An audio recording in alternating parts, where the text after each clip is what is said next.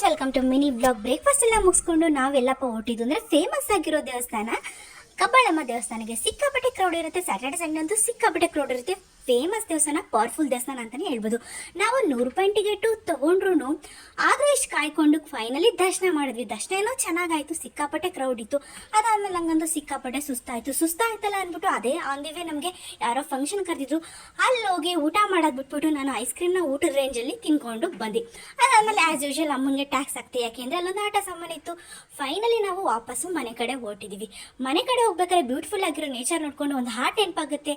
ಮಳೆಯಲ್ಲಿ ಜೊತೆಯಲ್ಲಿ ಅಂದರೆ ನಾನು ಮಳೆಯಲ್ಲಿ ಮೊಬೈಲಲ್ಲಿ ಅಂತ ಮೊಬೈಲ್ ನೋಡ್ಕೊಂಡು ಕಾಲ ಕಳೆದೆ. ಅದಾದಮೇಲೆ ನಾವು ಬಂದಿದ್ದು ನಮ್ಮ ತಾತನೂರಿಗೆ. ನಮ್ಮ ತಾತನೂರ ಹತ್ರ ಇರೋ ಈ ಅಂಗಡಿ ಸಿಕ್ಕಾಪಟ್ಟೆ ಇಷ್ಟ ಆಯಿತು. ಎಷ್ಟೇ ವೆರೈಟಿ ಆಗಿರುವಂಥ ಚಾಕ್ಲೇಟ್ ತಿಂದರು, ಈ ಅಂಗಡಿಲಿ ತಿನ್ನೋ ಚಾಕ್ಲೇಟ್ಗೆ ಮಜಾನೇ ಬೇರೆ. ಅದಾದಮೇಲೆ ಅಣ್ಣ ಟೈಮ್ ಪಾಸ್ ಮಾಡಿಕೊಂಡು ಕ್ರಿಕೆಟ್ ಆಡ್ತಿದ್ದ. ಅದಾದಮೇಲೆ ನಾವು ಮನೆಗೆ ಬಂದು ನನಗೆ ಸೋಡಾ ಬೇಕು ಅಂತ ಆಟ ಮಾಡಿ ಸೋಡಾ ಮಾಡ್ಕೊಂಡು ಕುಡಿದೆ. Thank you.